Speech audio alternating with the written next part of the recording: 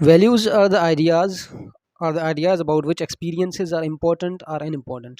ये वो आइडियाज़ हैं जिनके अबाउट हमारे एक्सपीरियंसेस जो हैं वो इम्पोर्टेंस रखते हैं या फिर वो जो है ना सर्टन कंडीशंस में अनइम्पोर्टेंट हो सकते हैं। किस तरह से हम इसको अंडरस्टैंड करने की कोशिश करते हैं, जो एक ये सर्टन जो वैल्यू है, एक पर्टिकुलर वैल्यू किसी एक कल्चर में उसकी इंपॉर्टेंस हो सकती है, किसी एक कल्चर में वो वैल्यू जो है ना वो सिग्निफिकेंस हो सकती है, लेकिन वही वैल्यू किसी दूसरे कल्चर में तो वो अनइम्पॉर्टेंट हो सकती है, उसकी जो है ना सिग्निफिकेंस कोई भी नहीं होगी, वो वैल्यूएबल हो सकती है। ठीक है, इसका इसका मतलब है कि जो वैल्यू है it is always being associated with the cultural context में हमेशा जो है ना हम बात करते हैं। मैं इसको जो है ना एग्जांपल देके आपको समझाता हूँ।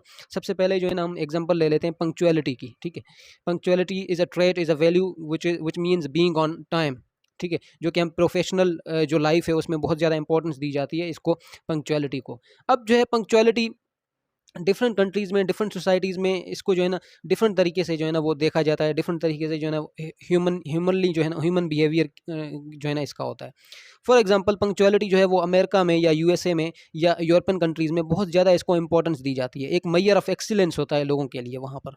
लेकिन अगर आप सब कॉन्टिनेंट की बात करें, पाकिस्तान की बात करें या इंडिया की बात करें या पर्टिकुलरली सिर्फ आप पाकिस्तान की बात करें, पाकिस्तानी कल्चर की बात करें, तो यहाँ पे पंक्चुअलिटी को इतनी ज़्यादा इंपॉर्टेंस नहीं दी जाती। ठीक है, अब देखें पंक्चुअलिटी वैल्यू एक ही है, लेकिन अमेरिकन कल्चर में उसको जो है वो ज़्यादा इंपॉर्टेंस दी जा रही है, ज़्यादा वैल्यू दी जा रही है, ज़्यादा सिग्निफिकेंस दी जा रही है। लेकिन उसके बरअक्स जो पाकिस्तान और इंडिया में इसको जो है ना वो जो डिज़र्विंग इंपॉर्टेंस है वो नहीं मिल रही। ठीक है, सिमिलरली दूसरी एग्जांपल मैं आपके सामने रखता हूँ, मोडेस्टी वैल्यूज़।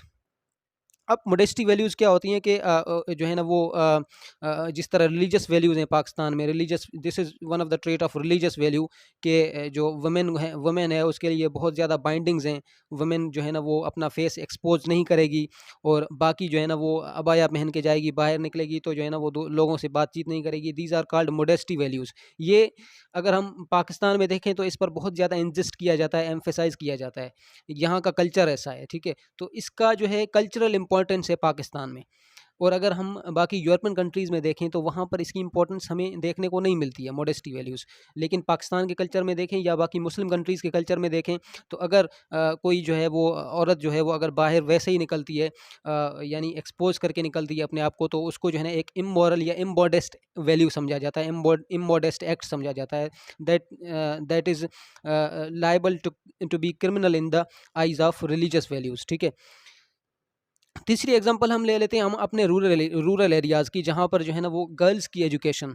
ठीक है, एक वैल्यू है गर्ल्स की एजुकेशन को इतनी इम्पोर्टेंस नहीं दी जाती। लेकिन अगर हम इसी जो है ना इस कल्चर के बाहर देखें, सिटीज़ के कल्चर को देखें, तो हम रूरल एरिया और सिटी के कल्चर को in terms of girls education जो है ना वो कंपेयर कर रहे हैं। गर्ल्स एजुकेशन रूरल एरियाज़ में इसको इतनी ज़्यादा सिग्निफिकेंस या इंपॉर्टेंस नहीं दी जाती।